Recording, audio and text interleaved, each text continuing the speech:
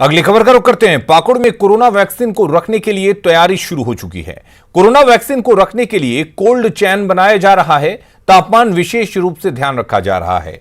Civil surgeon Ramdev Paswan ने बताया कि जनवरी महीने के अंत तक कोरोना के वैक्सीन आने की संभावना है, जिसको लाने से लेकर रखने तक और तापमान पर विशेष रूप से काम किया जा रहा है।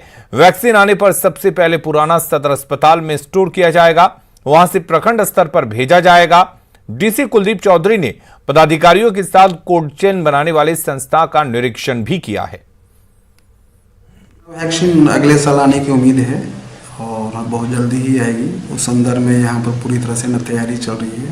पुराना प्रशासन के साथ हम लोग तैयारी कर रहे हैं और हमारे जितने कोल्ड चेन पॉइंट हैं, जैसे हमारे 6 CSC हैं, फिर एक है ना ये डिस्ट्रिक्ट का कोल्ड चेन पॉइंट स्टोरेज है, फिर सदर अस्पताल में है, और जो अभी हमने बाहर से भी डीप फ्रीजर और LRI से जो मंगवाने का हमने इंटेंट किया है, उसमें से कुछ मुझे सैंक्शन हुए हैं, अभी तक पहुँचे नहीं हुआ है। तो पूरा कोल्ड चेन मेंटेनेंस के लिए हम लोग पूरी तरह से तैयार हैं। गढ़वा में सरकार की ओर से अभी तक धान की खरीदारी नहीं शुरू की गई है। ऐसे में यहां के किसान औने पौने दाम पर बिचौलियों के हाथों को धान बेचने को मजबूर हैं। यहां हालात ये हैं कि किसान अपनी मेहनत की फसल को बिचौलियों के हाथों बेच रहे हैं, जिससे उन्हें मुनाफा तो दूर लागत निकाल पाना भी मुश्किल हो रहा है। वहीं जिला आपूर्ति पदाधिकारी इसका ठीकरा FCI पर फोड़ रहे हैं। केंद्र का स्थिति इस बार ये है कि पिछले वर्ष के अपेक्षा इस वर्ष काफ़ी मात्रा में किसानों को धान का पैदावार हुआ है, लेकिन धान का क्रय केंद्र नहीं खुलने के कारण काफ़ी परेशानी हो रही है। किसानों को रखने में काफ़ी परेशानी हो रही है। धान क्रय केंद्र अब तक सरकार के द्वारा खुला नहीं है और जिससे हम लोगों को धान दूसरे दलाल के हाथे बेचना पड़ रहा है औने पौने भाव में। अगर खुल जाता तो हम लोग को राहत मिलता। इस वर्ष जो है गढ़वा जिला में कुल 13 धान क्रय केंद्र खोला गया है, तीनों मंडल में। इस बार जो है धान क्रय FCI के माध्यम से होनी है गढ़वा जिला में। FCI इस पे तैयारी शुरू कर दी है, उनकी कुछ टेंडर प्रक्रिया है, वो प्रोसेस में है। हजारीबाग नगर निगम की बड़ी लापरवाही सामने आई है। रिपेयरिंग के अभाव में लाखों का मशीन रख रखाव में के अभाव में धूल फांक रहा है। शहरवासियों को जिस उपकरण से लाभ मिलना चाहिए था वो नहीं मिल पा रहा है। दरअसल पिछले कई महीनों से लाखों का फॉगिंग मशीन खराब पड़ा हुआ है, लेकिन निगम प्रशासन अब तक उसको नहीं बनवाया है, जिसकी वजह से शहर में मच्छरों का प्रकोप भी बढ़ गया है। इतना ही नहीं, निगम के अंदर में 50 लाख रुपए से अधिक का कूड़ा उठाने वाला बॉबकट मशीन भी खराब पड़ा हुआ है। ये आरोप किसी और ने नहीं बल्कि निगम के उप महापौर ने लगाया है। इससे साफ है कि निगम के प्रशासनिक अमला और जनप्रतिनिधियों के बीच सब कुछ ठीक नहीं है।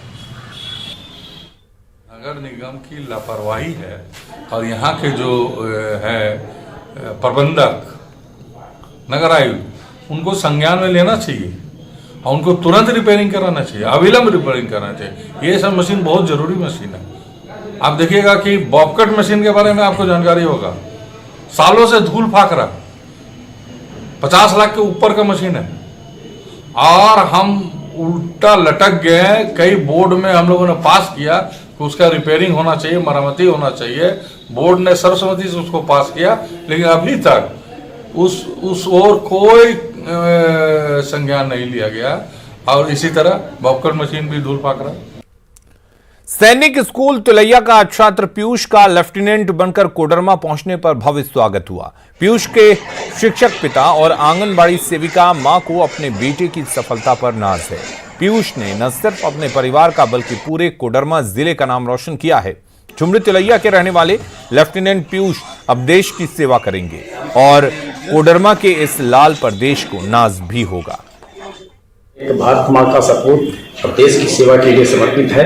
यही हमारी कामना है कि अब आगे जैसे किया है वो आगे करना है। आर्थिक परेशानी तो हुई, लेकिन हम लोग जिस क्लास से बिलोंग करते हैं किसी न किसी तरह से उसका मैनेज किया और मैनेज करके हम लोगों ने इसे आगे बढ़ाया। हमेशा से ही प्रेरणा सोर्सेज तो स्कूल ही रहा है। जहाँ मैं स्कूल में इनिशियली जब क्लास 6 में मैं गया था तो अपने ऑफिस को देख करके वहाँ के प्रिंसिपल हेडमास्टर वो देख करके मोटिवेशन रहा कि अच्छा करना है और आर्मी में जा। अक्सर ट्रेनिंग के दौरान ऐसा फेज आया जब आप टोटली फिजिकली मेंटली आप लो फील कर रहे हो या आपका मोरल डाउन हो। उस समय बस यही मोटिवेशन था कि मैं जहाँ से बिलोंग करता हूँ, जिस मिडिल क्लास फैमिली से मैं बिलोंग करता हूँ, और मुझे ये मौका मिला है कि उस फैमिली को, सोसाइटी को ऊपर लेकर जाना है, तो एक बहुत बड़ा फैक्टर था मोटिवेशन के लिए।